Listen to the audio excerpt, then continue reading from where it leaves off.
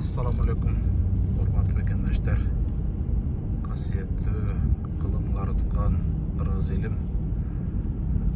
Биз кайрадан Баткендебиз. Баткен түнкү саат кайра кайталап көргөзөйүн. 3:43. Биз кечээ күнү кечки саат 8-де Жалал-Абадтан жолго чыкканбыз, Баткенди көздөй. Biz ар дайым келгенде түн жарымда жетип келип, ушул 12-1-2-лерде келип, Баткен шаарында калып калчу элек. Анан эртеси ушул жерде дем алып, эртеси жолго чыгып жөнөйт элек, Аксайды көздөй, иштерибизди көздөй. Бүгүн биз түз эле түн жарымда Аксайды көздөп кетип баратабыз. Мен кетип бараткан жол Аксайдын жолу. Көкташтан Лейлек Исфана жолунан Аксайды көздөп бурулдум жаңы эле. Оң жагымда кадимки буга чейин тартып жүргөн жанагы Исфара Головнойдо талаш менен эки жакка бөлүнгөн дарыясы турат. А сол жагымда болсо бийик көк таштуу соо жайгашкан. Кандай көрүнүп атат, кандай билбейм. Достор, мен азыр ушул Головнойго чейин түнкү саат 4-төгү Головнойдо, Баткендеги Головной, түнкү 4-төгү Головнойдо бөлүшүп кетейин деп турам. Аллага аманатпыз албетте. Кудай өзү сактасын. Марттыкка салып эле, Тоокелге салып эле жолго салдык. Чындыгында түндө алыска жол жүрүү, тим бойло мондай уруш, жаңжал, кырдаалдар болуп турган жерде кыйын жол жүрүү. Мынакей мен Головнойго келдим, кадимкидей. Головной суу бөлүнгөн жер мынакей. Бул жагым болсо көрүнбөй калды, туннель жагы экен, Мына ушундай достор, мен азыр Головнойду мосттун үстүнөн өттүм. Учурунда кыргыз-тажик ушул жерде кагылышуу учурунда жазда, будан 4 ай мурда, 3 ай мурда бир нече биздин кырчындай жаш балдарыбыз, туугандарыбыз, мекендештерибиз мына бизге окшоп эле эчтекени билбей ушул Аксай элине жардамга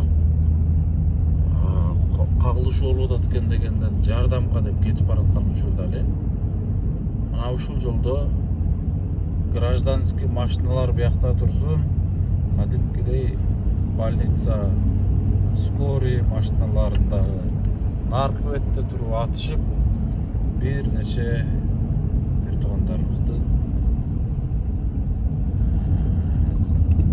мерт кеткен учурлар болгон, мукаачылык менен кыйналган учурлар болгон. Эми ал күндү эстегибиз келбейт, бирок баары бир ушул жолдон өткөндү эстейт экенсиң. Эстеп Кудайга гана салат экенсиң. Чөчкүң келбейт экен, бирок Кудайга салат экенсиң. Алла Таала өзү жазасын берет иншалла. Бирок учуру келгенде кийинки муундар, кийинки жаштар, азыркы мисалы Баткендин жаш наристелери деле кадимкидей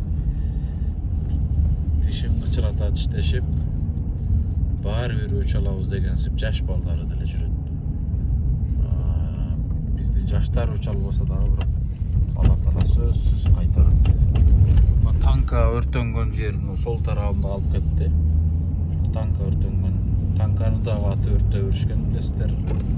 Кыргызстандын ушундай бир чоң курал жарактуу танкасын өртөп жаткан жакшы билесиздер. Мына ушул жолдо учурда окуя токтогондон кийин бирөө тарткан экен, бир нече машиналар актарылып жаткан. Биз менен эл менен бөлүшкөн, билесиздер, жакшы.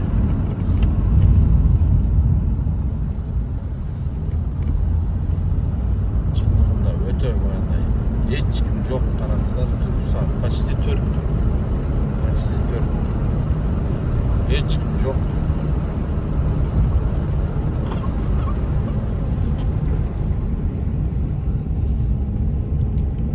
Canımda şeriklerim şu Batken şaharında ile kalıp değil dese olmuyor.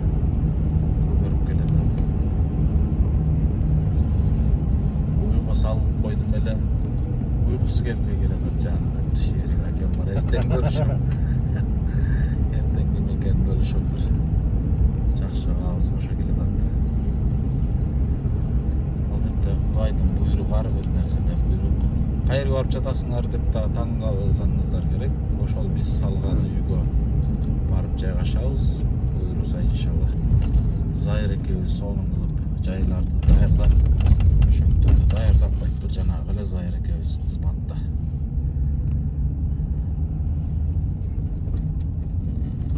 Атайын салгандан кийин ушундай да кызмат кылбаган, качан кызмат кылат деп. Emede Batkende otelde kalam desen bir kişine keminde en arzanı 500 сом alат. Çıkaşa. Anne ertemden gelecek düş bolup keter. Biz ertemden ertem uzakta iş yarabız var.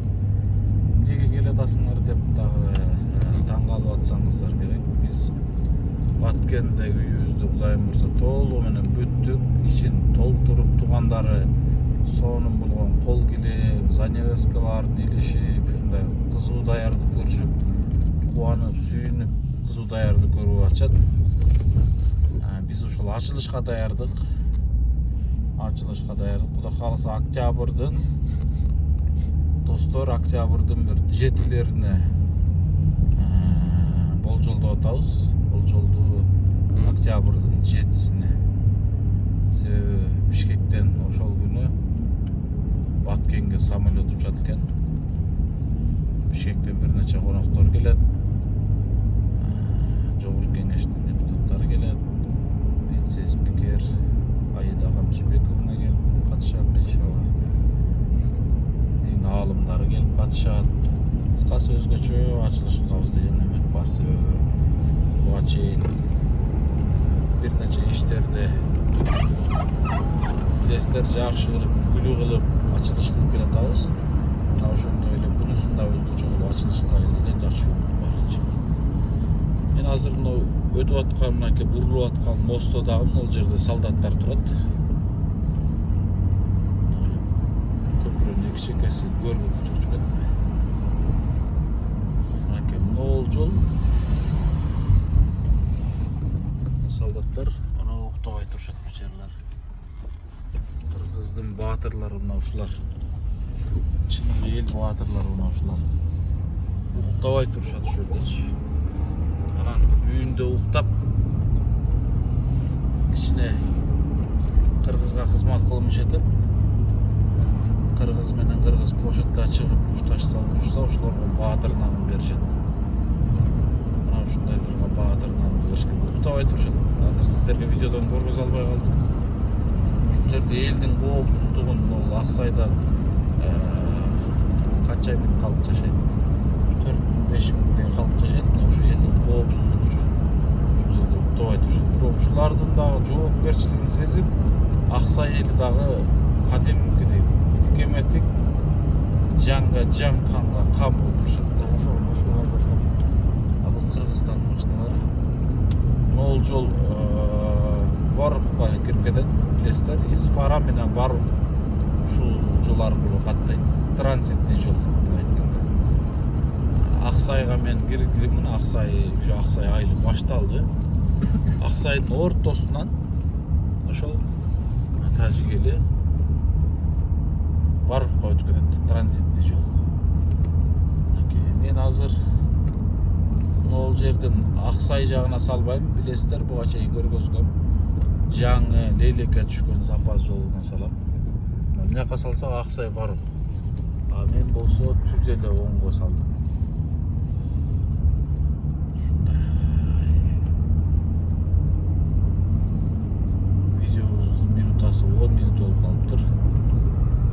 Сааттын жебеси болсо 3:52 мүнөт.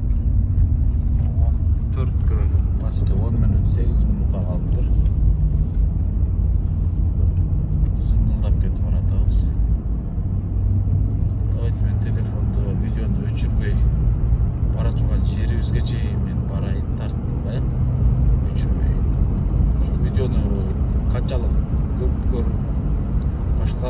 bölüşkön bir tuğandarga bizden de ne sыйлык болsun эке. Өзгөчө сыйлык айтпайлы турайла. Кыскасы видеону көрүп көрдүм. Ол мен шагыл жолго салдым, көрдүңөрбү?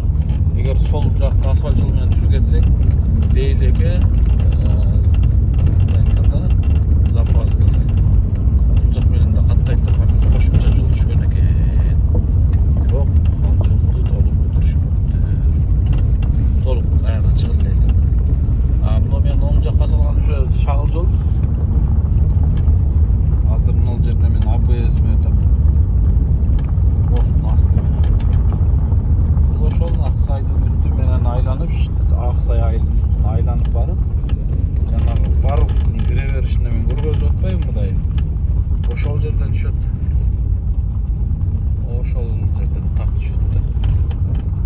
Мынакей бостун астынан өттү.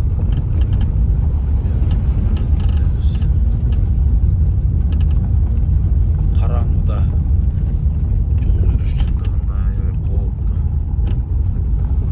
Көпчүлүк учурда жалгыз жүрөт элек. Бирде Баткенде былтыр бериштер менен келип калдым. Не иш мен эстей албай атам. Ушу элге кызмат, элдин кызматы да болуш керек ал учурда деле. Муктаждар бөлүшүп келип саатты карасам 9 болуп калыптыр эке.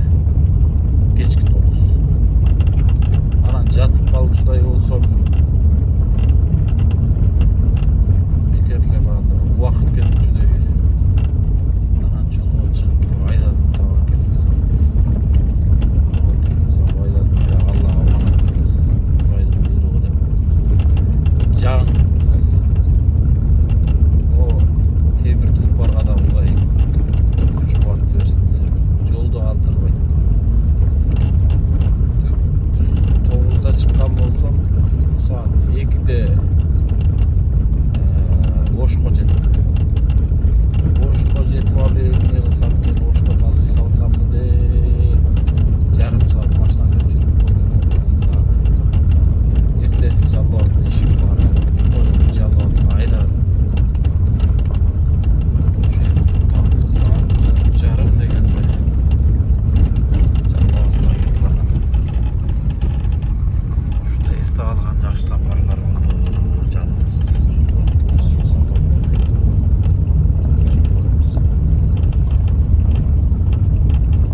Ол жолду ушул жаңы чекте, жаңы участок. Кадимки стоп бар ойлогом. Досторум аке мен биякта айылчаны кыргызайын да жалтырап турган жер бул уже Аксай айылы. Анын нар жагы уже Варух.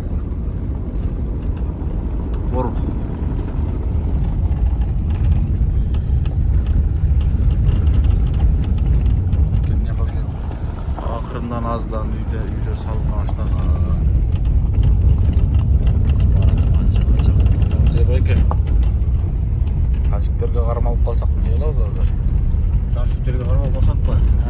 Görüşöz de. Görüşöz bize kaçağız mı? Kaçkanın faydası yok da. Kaçkanın ne? Karmalığa kaptırız mı? Görüşken yapışlar. Ayağına çeyin ha? Ayağına çeyin. Çok sizden gittim bırakmış.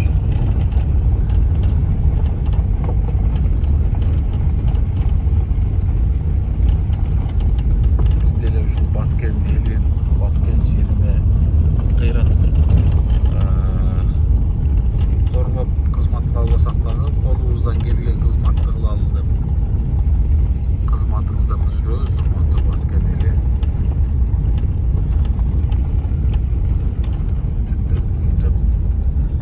Аргимде аргандай суроо жаралат эми түн жарымда не зар, не бар, не пайда, дегимде депчи. Мына азыр биз командабыз менен келатабыз. Чындыгында бул пайданы, бул зарылчылыкты андай сөз менен айтып жеткире албайсың да. Жетпеген адамга сөз менен эмес, кагазга жазып алдына коюп берсең дагы кайра окуп туруп кайра таң калып суроо бере бериши мүмкүн. Зарылчылыкты качан адам баласы башына түшкөндө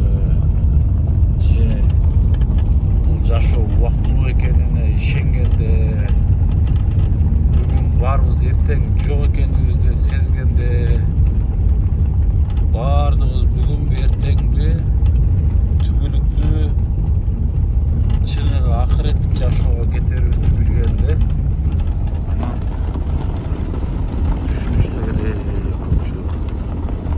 Анакей кадимки мен азыр Барух Аксай Борух. Анакей биз салган үй заңгырабын да аппак болуп жалбырап турат. Могул жол көрүп атасыздарбы? Ушул жол мен азыр солго бурулам. Эгер түз кеткен болсоң жана Ворух деген жазуудун астынан чыгат да. Бул жолду негизи ушул Ворух тажик элинде үчүн салып берилген экен өзү Кыргызстан. Себеби мына айылдын ортосунан кирип чыкпастан ушул айылдын сырты менен кирип чыккыла элге дагы зыян тийбесин дегендей кылып чекеден салып берген экен, бирок тажик эли буну пайдаланбастан ошол кайра эле ортолук менен кирип чыгып ушундай болуп жүрөт экен. Достор, мен Аксайга киргенде, Головнойго жетейин дегенде видеону баштагам. Мына 17 минут болуп калды. Видеолор узак болушу мүмкүн, бирок бул видеолордун мааниси өтө терең. Бул видеолордун тарыхы өтө терең. Бир учуру келгенде ушундай бир сөз менен айтып бүткүс бир тарых баракчалар болот. Китептер, том китептер жазылат десем дагы жаңылышпайм. Мына ошондо эстеп жүрө тургандай бир башкача видеолор болуп атат. Атайын мисалы келе албайсың. Атайын бул жака келе албайсың. Атайын кийинчи. Өткөндө мен могул жерден видео баштагам, билесиздер, мамлекет салган үй менен биз салган үйдүн айырмасы деп баштагам. Мамлекет салып аткан үй могул үйдүн аркасында мына ону бир лампочка күйүп турган жер ушу мамлекет салып аткан үй, достор. Биздин Ак Ниет Аманат фонду салган үй болсо, мынакей. Машалла.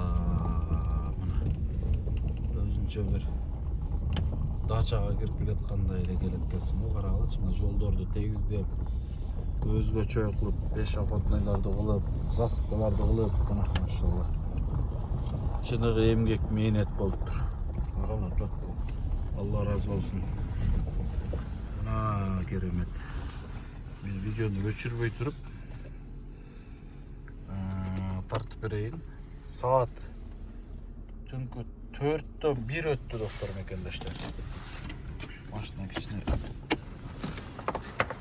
өчпөй турсун. Кетей. Кет. Ким мени итесиң? Бу жерде ким бар экен азыр? Чото. Мынакей. Биз кыскасы жетип келдик. Шүгүрлөр болсун. Аман эсен жетип келдик. Албетте Алла Таалага чексиз мактоолор жана шүгүрлөр болсун. Алла Таала ушунчалык мээримдүү, боорукер, кадырлуу зат. Себеби сен ниет кылып көксөп максат койгон тилегиңе жеткирет.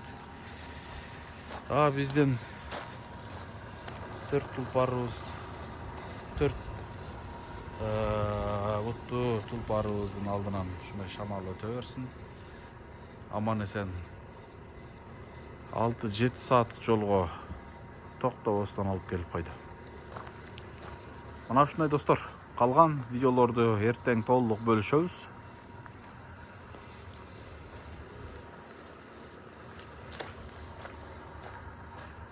Бирөө бар окшойт, бирөө бар окшойт. Эч ким жок болуш керек, эч ким жок деген эле.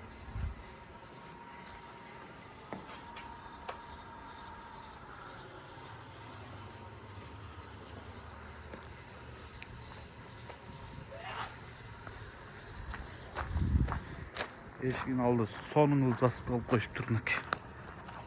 Керемет, өзүнчө керемет. Мына көрдүңүздөрбү? Достор, мекендештер, мен алдын ала сиздерди чакырып кетем. Ак Ниет Аманат коомдук фондунун 3 жыл аралыгында, 4 жыл аралыгында 13-чү үйүнүн ачылыш аземи болгону турат. Жакын күндөрдө болгону 1 жума гана убакыт калды. 7 oktyabr günü saattарын adreslerini men толық sizler менен bölüşөm ролик аркылуу.